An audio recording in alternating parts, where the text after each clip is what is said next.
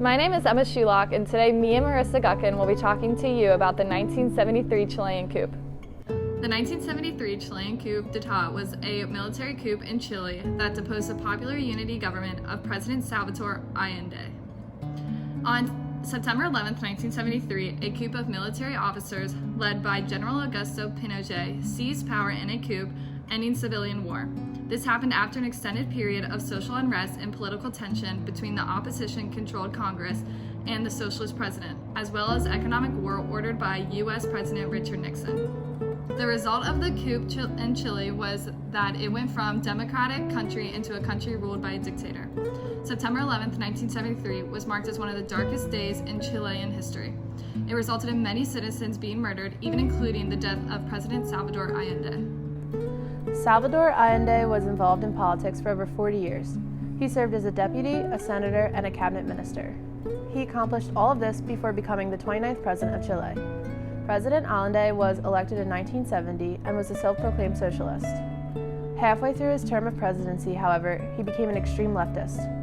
This resulted in him taking away the land from the wealthy, causing them to leave Chile and go along somewhere else. This led to crucial operations to shut down as there was refusal to work from employees. This caused protests to break out. The protesters involved belonged to either the right-wing parties or those who did not agree with Allende's policies and ideas. With the conflicts within the government, the Chilean armed forces came together to create the military junta government. This was a group led by Augusto Pinochet. The U.S. supported President Allende's opposition and began to support the execution of a coup d'etat. They would fund this coup to go against the Chilean government. This led to the assassination of René Schneider, a general that disapproved of the coup. On June 28, 1973, Army Lieutenant Colonel Robert Super led an early coup attempt towards the president's house, also known as La Moneda.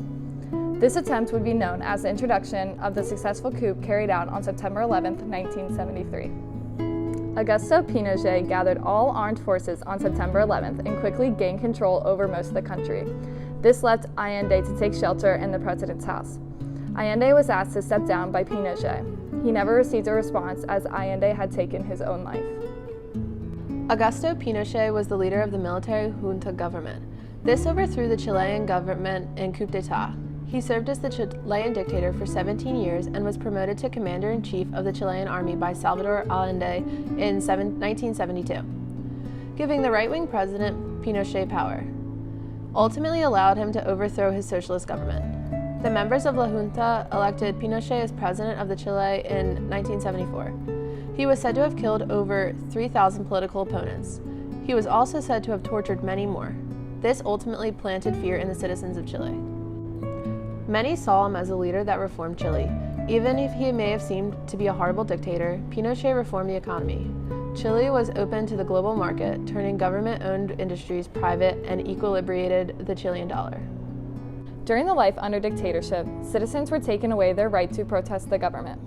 They were taken away freedom of expression as well. From a democratic country, Chile turned to a country with a fixed government. Many countries began opening up and providing refuge to Chilean citizens when anyone who spoke against the government faced the possibility of being confined or tortured. This helped citizens find and live a safer life. Since people feared the government so much, crime rates started to decrease. A law was passed saying every male at the age of 18 must serve in the Chilean army. They would have to serve for 3 months at minimum. In 1989, a plebiscite was called by Pinochet. This was due to the consistent pressing from the United Nations. This ultimately ended the dictatorship. In this election, there was a no side and a yes side. The no side fought to bring an end to dictatorship and have democracy back in Chile. The yes side, however, fought to keep the dictatorship. The no and yes side had 15 minutes to advertise their ideas and thoughts to try and convince the citizens to side with them. The yes side said to end dictatorship would bring a disorder to the Chilean society, and the no side said bringing back dictatorship would improve Chile. With 56% votes for no and 44% votes for yes, the no side won. This meant democracy would be brought back to Chile. In 1989, Christian Democrat Patricio Aylwin became the 31st president of Chile. He was the first president to be voted on by the people in 18 years. And that's what you need to know about the 1973 Chilean coup.